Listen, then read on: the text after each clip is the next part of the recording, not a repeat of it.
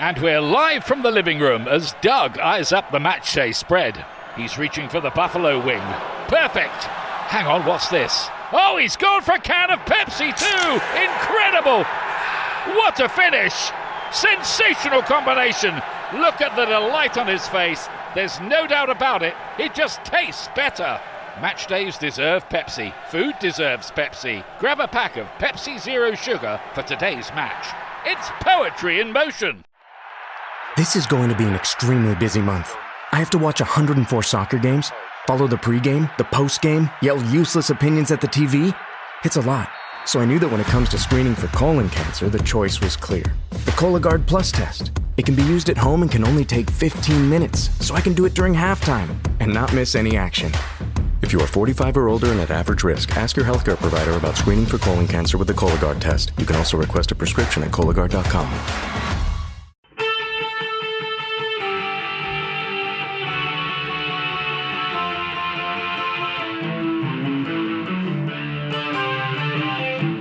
This is the Daily Blast from the New Republic, produced and presented by the DSR Network. I'm your host, Greg Sargent.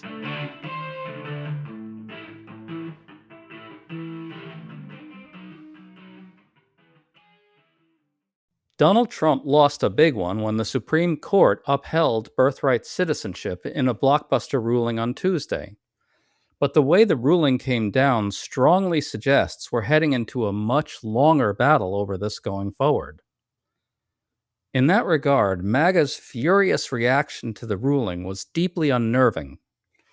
As many pointed out on social media, getting rid of birthright citizenship is going to become akin to Roe v. Wade for the right, especially the MAGA right. How should liberals and Democrats proceed? We're talking about all of it with Raul Pinto, Deputy Legal Director at the American Immigration Council. Raul, good to have you on. Thanks, Greg. Good to be on.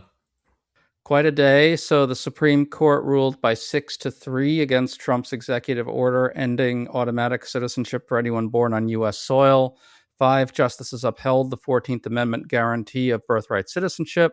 Brett Kavanaugh voted with them, but not on the constitutional argument. He effectively said Congress can theoretically change this with legislation. So only 5 justices are with us on the constitutional argument. Good, but not good enough. Raul, what's your immediate reaction to how this happened? Yeah, I would put it as a 5-4 decision because it's razor thin margin, right? And as you're saying, 5 justices actually said that this was enshrined in the Constitution, that birthright citizenship is actually part of the 14th Amendment. And it's very discouraging to see that 4 other justices didn't agree with that. And that at the end of the day, we may have to battle this again. So Trump and MAGA absolutely exploded in rage over this. Trump said that Congress can now act to end birthright citizenship, which is false since 5 justices say it's protected by the Constitution. But I want to read what MAGA personality Matt Walsh said. Quote, "Now that SCOTUS has opened the floodgates for foreign invaders to flock across our borders and spawn, the only choice we have is to triple down on immigration enforcement, militarize the border, mass deportations, round every illegal up. Don't pull back when the lesbian activists start screeching about it. Use whatever force is necessary." End quote. Whatever force is necessary. Raul, that's a straight up threat of mass violence, is it not? Yeah, and I do think that the concept of birthright citizenship, as established in the Constitution, it's historical. The decision today was based on historical principles and how the 14th Amendment came about. And so I do find that those views are very extreme and hopefully, cooler heads prevail. But we know that hasn't always been the case, i.e. January 6th. Right. I think Matt Walsh is essentially saying pretty explicitly that MAGA doesn't give a shit about the Constitution and especially the 14th Amendment. They really have special disdain for the 14th Amendment for all sorts of reasons. He's essentially saying, screw the Constitution, let's just use mass violence to, quote unquote, protect the country against invaders. It's sad that it's being approached in this particular way. the decision today is rooted in historical precedent as to how the 14th Amendment was drafted, as well as trying to correct some of America's darkest periods, like the Dred Scott decision, which allowed the descendants of slaves to become U.S. citizens, as well as Wong Kim Ark, the decision which allowed a Chinese descendant of Chinese immigrants to become a U.S. citizen as well. Well, here's Stephen Miller. Quote, one of the most destructive and outrageous decisions in the long history of the Supreme Court. American citizenship is not the birthright of the world. It belongs only and solely to Americans. No provision of the Constitution can be read to require our national self-obliteration. Close quote. Raul, let's talk about how deranged that is. Immigrants are not obliterating us. He treats that as a given. It's complete fantasy. How does he think people become Americans? He personally is descendant from people who immigrated here and were attacked with very similar language. But Raul, most important, I think this sets the stage for drastic action. Remember, Miller was already urging Trump to defy the courts. If this situation is tantamount to national self-destruction, surely Miller will expect Trump to do that here, yes?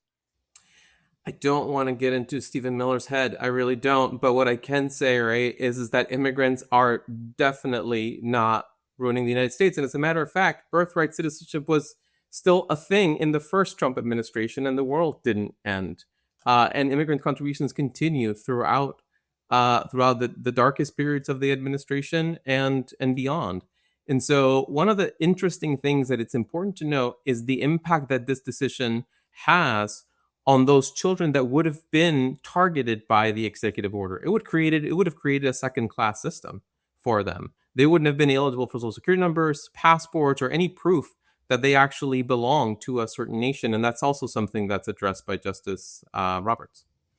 And it's really good that he addressed that, because I think at bottom, what MAGA really wants is that two-tiered system. They really want to end the Constitution's guarantee of equality. That to them is really what is the big kahuna for them, ending equality. They want a hierarchical system. What they want is a large subpool of stateless and rightless people that they can target with state violence. I think that's the essence of this, and I think it's good that Justice Roberts made it clear that that was off the table. It is why I think it's important that the court today said that it is a constitutional right. And as you're saying, that comes with certain weaknesses. And yes, it was a flimsy majority, but we do have decades of precedents that would have to be overturned for that to happen. I'm worried, but today's decision was important, and I think it was positive. This episode is brought to you by Accenture. When your advertising operations fall out of sync, everything else follows. Spotify and Accenture are working together to reinvent the rhythm of ad sales, using automation, analytics, and smarter workflows to simplify campaign delivery and access better data across the business. The result? Less time spent on operations, more time connecting brands with the moments and fandoms that matter most. Learn more at accenture.com/Spotify. The ultimate cookout starts with the ultimate ingredients. At Whole Foods Market, no antibiotics ever burgers and kebabs are prepped and ready to throw on the grill. Fire up a juicy ribeye. Grab creamy potato salad and savory flatbreads from the prepared foods department and round it all out with 365 brand condiments, chips, and dips at everyday low prices. Whole Foods Market. Make your summer sizzle. One of the core tactics that this administration is using, that MAGA is using to try to ethnically cleanse the country, is to use whatever legal lever they can to make life fundamentally unlivable for immigrants. What they were really hoping for was to be able to create this new second-class caste that could be then subjected to all sorts of maltreatment and discrimination and wouldn't have any legal protections of pretty much any kind. Let's listen to MAGA personality Tim Pool. Kagan, Sotomayor, Ketanji Brown Jackson, we know exactly what they think, and they want to burn this country to the ground. Unfortunately, Trump won't make the moves needed. Congress won't make the moves needed. And Republicans should pack the court right now. 13 federal district circuits, 13 Supreme Court justices, and Trump can add a good old 4 more conservative court members, which guarantee we will never lose another ruling again. But he won't. So I can only say this. Without men of action, your nation be damned. We do not have men of action. Note how he says they want to burn the country down, meaning you and me want to burn the country down because we want to uphold birthright citizenship as a constitutional mechanism. And note how he says only men of action can save us. He's basically saying we need Caesar, isn't he? It's such a dog whistle, right?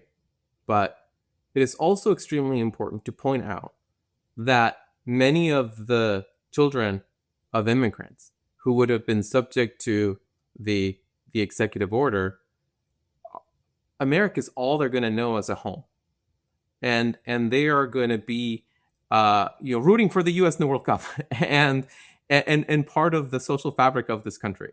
And so I find it troubling that is the rhetoric that happens on the other side, because they can become as patriotic as you and I, and uphold those American values that we hold dear.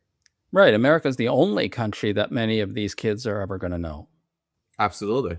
And not only that, but ending birthright citizenship would have again left them without a real home, despite the fact that their parents may have been in the country for a long period of time. The 14th Amendment is very clear, and Justice Roberts says we are grounding this decision on the Constitution, and that's important.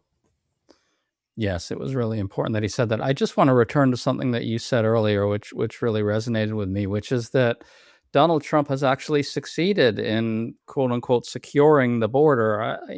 He's used a lot of tactics that I think are obviously heinous and indefensible. But what's interesting to me is that MAGA can't even accept that as a victory. Trump constantly says he's reduced border crossings to 0 or whatever, and that's a bit of an exaggeration, but it's true that he's gotten them way down.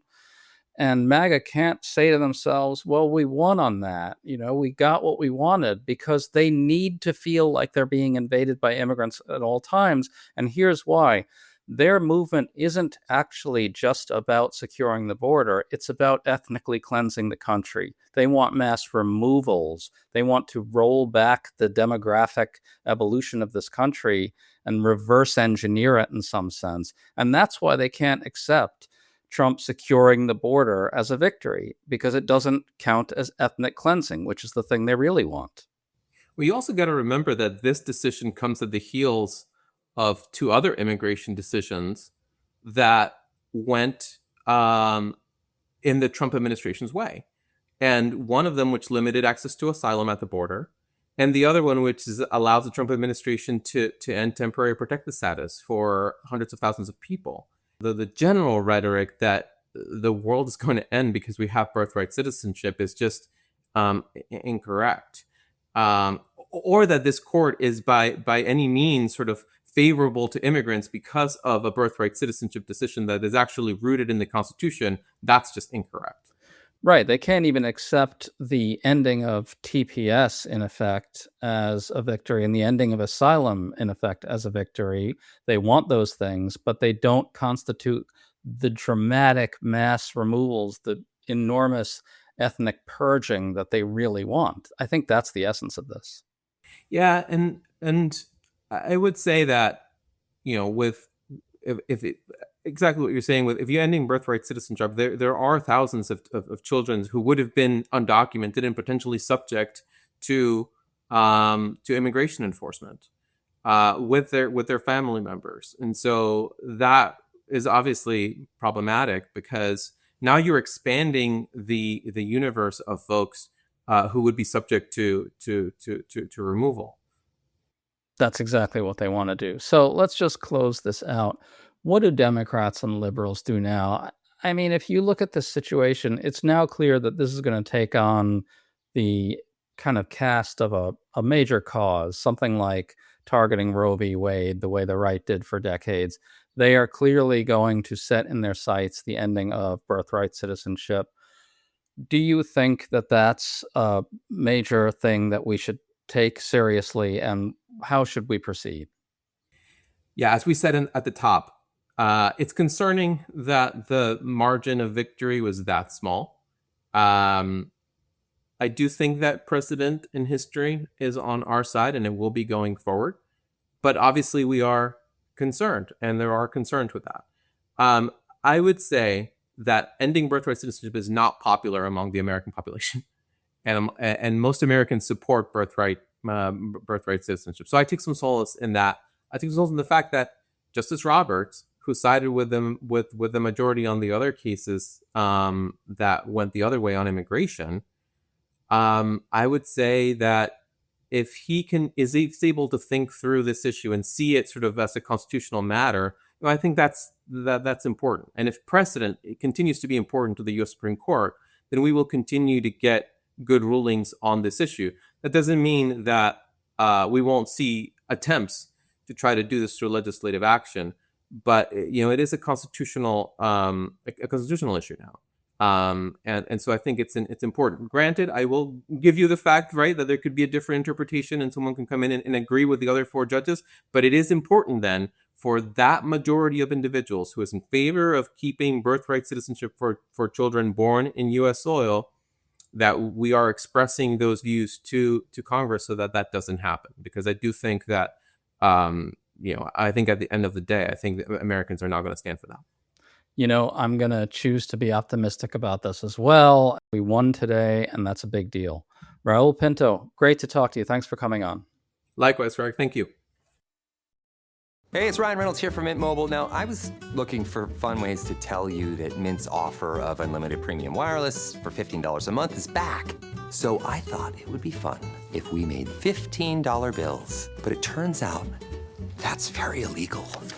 So there goes my big idea for the commercial. Give it a try at mintmobile.com/switch. Upfront payment of $45 for 3 months, $90 for 6 months, or $180 for 12-month plan required. $15 per month equivalent. Taxes and fees extra. Initial plan term only. Greater than 50 gigabytes may slow when network is busy. See terms.